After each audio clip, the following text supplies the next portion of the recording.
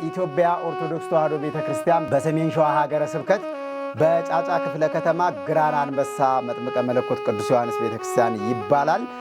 የፊታችን ሰኞና ማክሰኞ ህዳር 8ና 9 የመጥምቀ መለኮት የቅዱስ ዮሐንስ ቤተክርስቲያን የገቢ ማሰባሰቢያ ፕሮግራም በኤልሻዳይ ኦርቶዶክሳዊ ሚዲያ እና በዶርቃ ሚዲያ እንዲሁም በተለያዩ ሚዲያዎች ስለሚተላለፍ ይሄንን ፕሮግራም አክብራችሁ እንድትጠብቁን ለማሳሰብ እወዳለሁ። መጥምቀ መለኮት ቅዱስ ዮሐንስ ቤተክርስቲያን እንግዲህ ከዚህ በፊት በሰራሁላችሁ ቪዲዮ በኢትዮጵያ ኦርቶዶክስ ተዋሕዶ ቤተክርስቲያን በሰሜን ሸዋ ሀገረ ስብከት በጫጫ ክፍለ ከተማ ግራና አንበሳ መጥምቀ መለኮት ቅዱስ ዮሐንስ ቤተክርስቲያን ይባላል።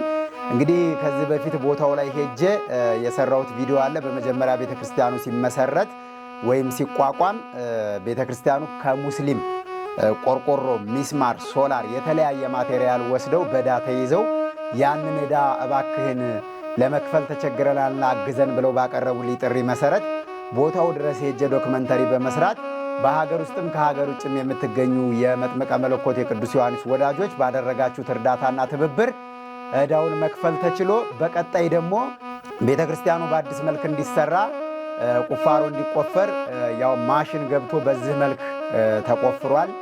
ቦታው ላይ ሄጄ እንግዲህ ከዚህ በፊት ቪዲዮ አድርሻችኋለሁ።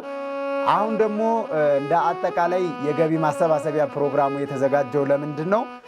10668 ካሬ ሜትር የግለሰብ ይዞታ ለቤተ ክርስቲያኑ መጠቅለል ተፈልጎ ያንን ቤተ ክርስቲያኒቷ መክፈል ስላልቻለችና ከአቅም በላይ ስለሆነ ግለሰቦቹም ካሳ ስለሚፈልጉ ይህንን አስተባብሮ ካሳ ለመክፈል ገቢ ማሰባሰቢያው አስፈላጊ ሆኖ በመገኘቱ እንግዲህ ቤተ ክርስቲያኒቷ በደብረ ብርሃን ከተማ ላይ በዛው በሀገረ ስብከቱ ላይ በተለያዩ አገልጋዮችና የሶሻል ሚዲያ የኦንላይን ገቢ ማሰባሰቢያ መርሃ ግብር ተዘጋጅቷል። እኛም እዚህ አገልግሎት ላይ ተጋብዘናል እንድንገኝ ማለት ነው።